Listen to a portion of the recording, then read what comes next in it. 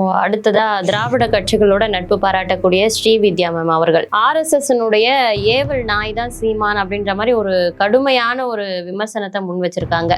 இந்த ஏவல் நாய் எவ்வளவுதான் சூரியனை பார்த்து குலைச்சாலும் பயன் கிடையாது, அதே போல ஒரு செயல் தான் பெரியார் குறித்து சீமான் அவர்கள் பேசக்கூடிய வார்த்தைகள் எல்லாமே அப்படின்னு ரொம்ப வன்மையான ஒரு கண்டனத்தை முன் வச்சிருக்காங்க. இது குறித்த பதிலடி என்ன சார்? ஸ்ரீவித்யா மேடம் தானே அவங்க கருத்து. ஏவல் நாய், எச்ச நாய், இன்னும் நிறைய பல சொல்லியிருக்காங்க.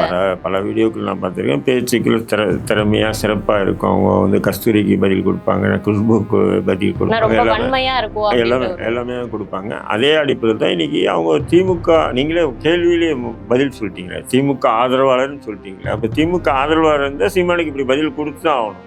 பதில் கொடுக்காம சீமானுக்கு ஆதரிச்சு அவங்க பதில் கொடுத்தாங்கன்னா அதை எப்படி ஏற்றுக்க முடியும்? திமுக சொல்லக்கூடிய அந்த பதில்களை விட இவங்களுடைய பதில் கொஞ்சம் வந்து கடுமையானதா இருக்கும். இந்த ஏவல் நாய் போன்ற வார்த்தைகள்லாம் அவங்க எப்பவுமே அப்படிதான் பேசுவாங்க. அவங்களுடைய மரபே வந்து பார்த்தீங்கன்னு சொன்னால் அவங்களும் ஒரு பிராமண பெண்மணின்னு சொல்கிறாங்க.